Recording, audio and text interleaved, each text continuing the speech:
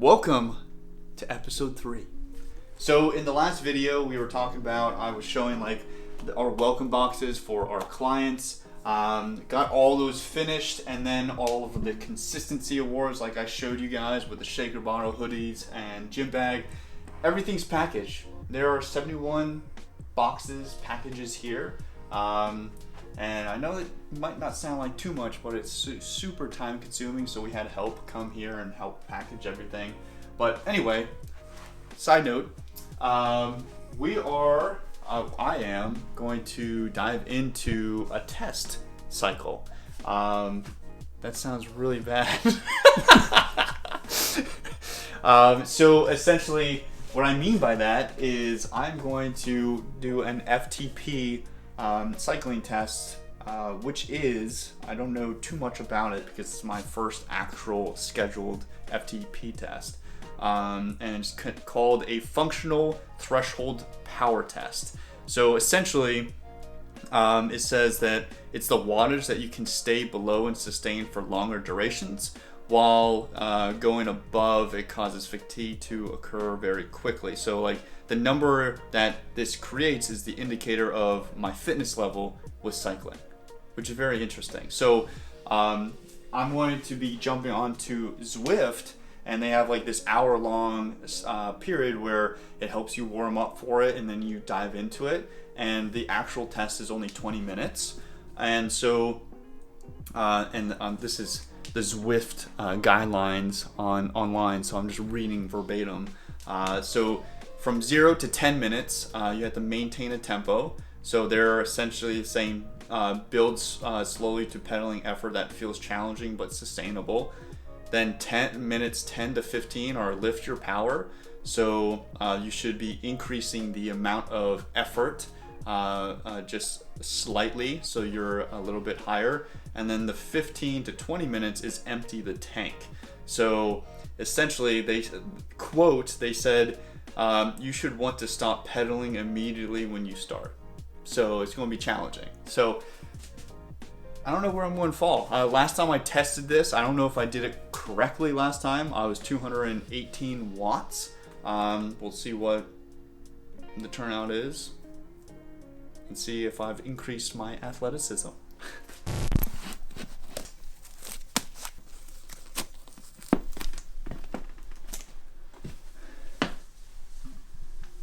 So this is it. This is it's an hour and 13 minutes. So 20-minute warm up, 20 seconds at 195 watts, 20 seconds at 240 watts, and just the list goes on. I honestly have no idea what to expect with this or what I need to be doing, but that's what happens. You just learn as you go. So I'm going to put in some awesome tunes.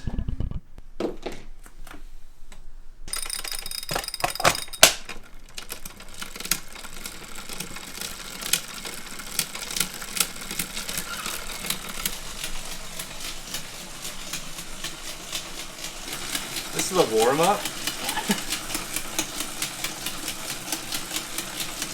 I don't know what to expect.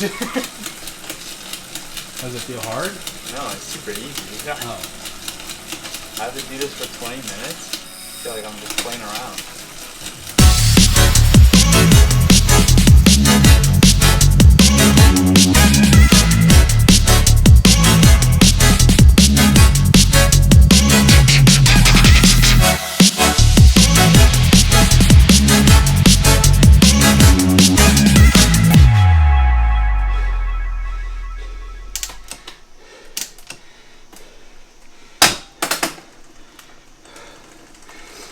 I've never tested FTP before. That was sucked. That really sucked. Coach, if you're watching this, I don't want to do this for another like 6 weeks. Alright, so the test I did before was only like 20 minutes with warm up and everything. So I only had 5 minutes of like full on power. This was about 35 minutes of a warm up, 38, 40, and then 20 minutes full of this, as long as I can go.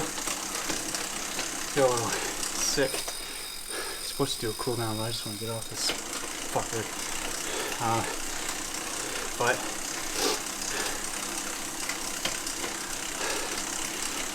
220. It's the new baseline. 220. Can't be mad, can't be pleased. That's just my new baseline. So next time I do this, it's gonna be above 220.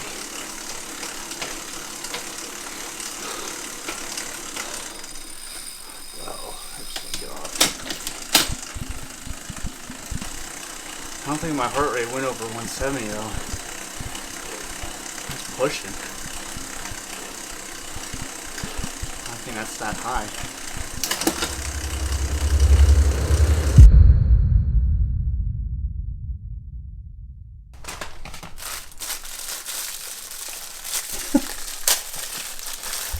I'm so hungry after that ride. I love these. This is like pre-made Asian salads. I like the cabbage. I love the mixture. They put cilantro in there and everything.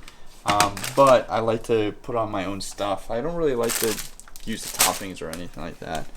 What I use are these. So this is a new brand of vegan chicken tenders, which I need to grab. Gotta close the door. Is these? Can you see that? Mm-hmm. They are fantastic, but they are a little expensive. It's like $7 for one of these bags, which is kind of crazy. But they're delicious. So that's what I'm going to be having. I'm going to put some balsamic vinegar on top. It's up there, and I'll probably put some hot sauce and everything, and some hummus, and that'll be it. So, gotta eat quick because I have a call in about like 8 minutes. So, best hummus in the world, cilantro jalapeno. If you don't have a Wegmans, I'm sorry. I don't know if this exists anywhere else. But I'm gonna eat this. We'll catch up with you guys later. And we need to send out all those packages. What about your goat? Oh, totally forgot that you wanted me to show this on camera.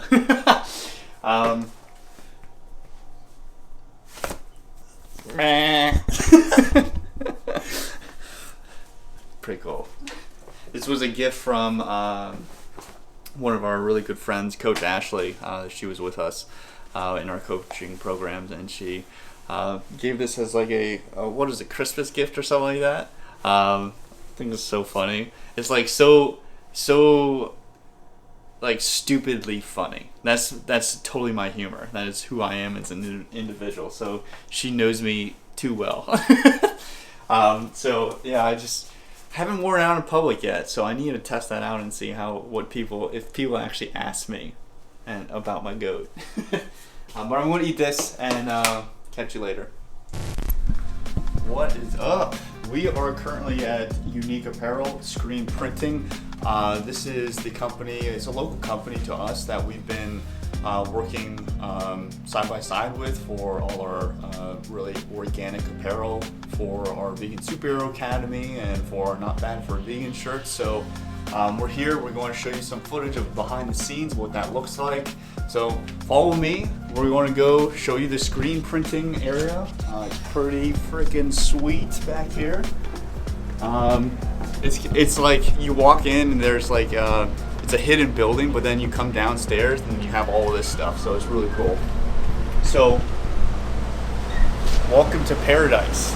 So essentially I'll have Adam, the owner, walk you through with what everything looks like and so forth and how it operates. I don't know any of the language with all this stuff, so as you can see, all of our shirts are over there getting ready for printing. Yeah, let's get after it. Alright guys, so I'm here with Adam. He is the owner of Unique Apparel. So I don't know anything about what the operations within here. So he's going to walk you through what it looks like, how we actually create these shirts. So thanks for allowing us to film here, dude. Absolutely. So you want to run through kind of like what it looks like logistics wise? Sure. So we're excited to print these shirts today. So the shirts come here to the shop, and we have some mock-ups here of the shirts that are going to be printed. So this shirt gets a one color front and a one color back. The shirts are 60% organic hemp and 40% organic cotton. We're going to be using a specialty black watercolor ink that has a super soft tan feel, which gives the shirts more like a fashion fit feel and appeal to them. So if you guys come on over here, you see that we have the shirts all stacked up, ready for print. We're going to load in the screen on the press and add the ink to the screen, and then we'll get our guys starting to run the shirts, and we'll get moving on the fronts here.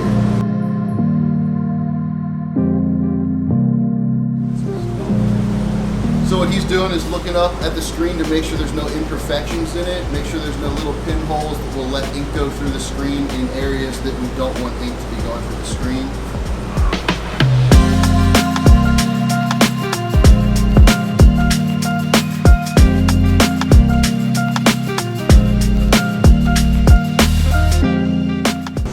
So before every order, we obviously run some test prints to make sure that the graphic looks the way it's supposed to. So we have a little system here where we'll bring up the client's image, and we'll make sure that the artwork that's printed on the palette on the test print matches the art approval that the client sees. So that's what RJ is doing here now on the press. So now he's going to load up an actual shirt from the order, print that one, make sure that it looks exactly like the mock-up that was approved, and then we'll begin production on the order.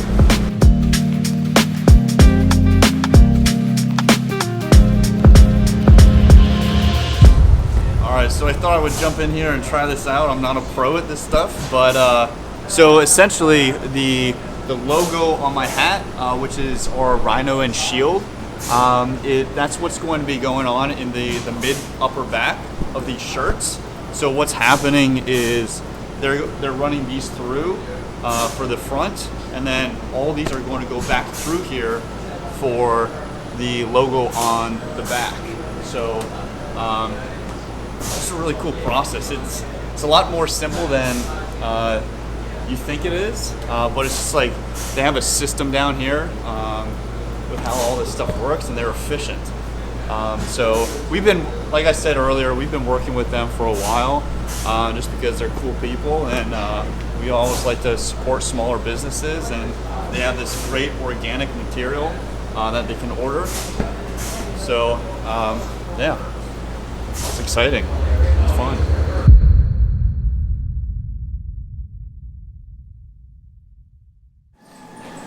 What's up, guys? Currently, today's like test day with running, and so I don't know exactly what this is going to show. I think it's as far as like progression over distance, trying to stay in a comfortable heart rate for an extended amount of time. So the goal for today is a 2-mile warm-up, which I'm currently doing right now. About like a 10-minute pace, feels really good. But there's 3 miles after that, once I dive into it, that's going to be steady heart rate between 135 and 145. So depending on where my heart rate is, I'm either going to increase or decrease the speed. And then I just need to remain constant through those 3 miles. And we'll see what comes from it. It'll be fun. I've never looked at heart rate before while running. Honestly, it's kind of stressful. Because every time I look at it, I'm like, oh, I'm good. And I start thinking about it, and then my heart rate goes up. I'm like, oh, stop thinking about it. And I keep running. So I'm just kind of focusing on my good old friend. We need a name for him, dude. What's his name? Can't even think about it. I don't know what he's at. I'll call him Staff Sergeant Andino. That's my drill instructor. He's going to be my motivator for the rest of the prep. Staff Sergeant Andino. That dude was ruthless. Such scary memories. But we're going to get after it. Basically, going to be right next to me. We got about 3/4 of a mile left with this. And I'm going to stay hyper-focused. So I'll let you know kind of what the results are. At the time being, I need to slow down a little bit. But I'd much rather warm up a little bit quicker. So when I decrease, I have a much more steady heart rate. For me, it's like, if I go too slow, then it's hard for me to find pace. So if I find pace at a little bit higher, then decrease it, find a steady flow. That's kind of how I operate. It's like when I power through on my bike, have a lower heart rate, powering through and having more resistance, then lighter and faster, because I'm going, moving. And so, just concepts that I've never actually documented or tracked before. It's really cool, because the data up until this point has allowed me to increase performance. Funny how you have a structured program that does that, but it's super cool. I'll let you know the outcome. What are you doing? Same thing. Same thing? There we go. Let's get after it.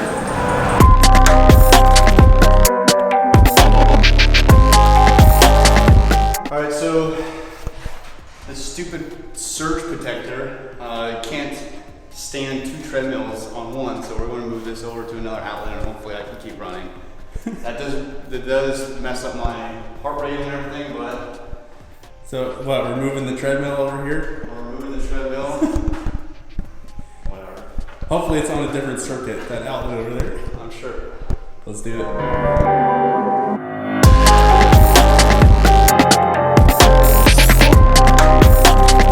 going to finish this. Have 2.5 miles left. Hopefully this doesn't go out. We shall see.